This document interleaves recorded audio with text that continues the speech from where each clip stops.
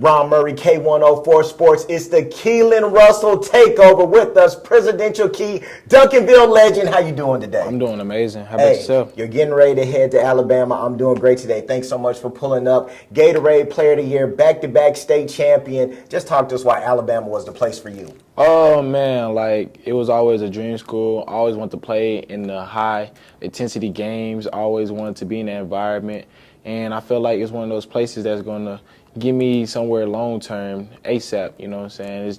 You see at the rosters that they have they put guys in the NFL, and those dudes in the NFL are monsters. So, and it was a relationship thing with me. The coaches, they were nothing else but father figure type dudes to me, and they treated me with so much stuff, and it's just unimaginable.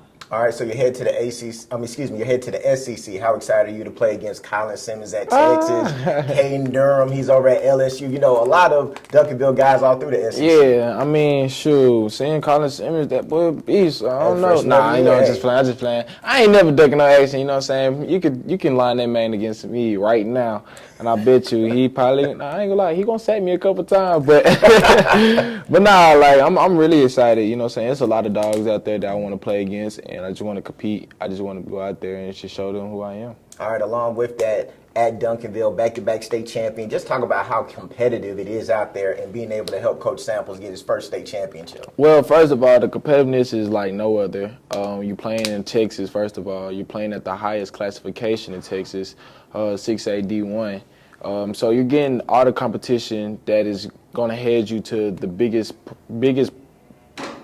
set in your lifetime, you know what I'm saying? Playing at the next level is so much of a mindset thing, and it's a key thing to already be advanced when you get on campus or anything. So I feel like it gives me an advantage when I go against these dudes, because we're playing we're playing 5 stars and 4 stars, even though it's not gonna matter in the game, but we're playing 5 stars and 4 stars, dudes that are nationally ranked, dudes who are tremendously good, and it's just man, it gets me so ready. And just to be there and experience the legendary moment of Coach Samples winning the state championship, it's just wow. Yeah. It was mind-blowing. It was shocking. For me to even come in as a fresh piece of French fry, literally twig almost, and go out there and just ball and just win the state championship. It was a two-way goal. It was wow, got him his first, and my first. You know what I mean? So you got the job done, most definitely. So also, if you can just give some free game, the recruiting landscape has changed so much. Now, NIL, kids being thrown money. What would just be some advice you would give out to those kids as they're navigating the recruiting process as you did? Most thing I would probably say is, depend and have somebody there with you along the road. It's not easy. I promise you that. It's not easy. You're going to get overwhelmed with calls, overwhelmed with people trying to give you stuff, people trying to sell you things in your mind that's just not going to, be the best at things. You might get a call from a coach that say, hey, I'm going to give you 10 mil.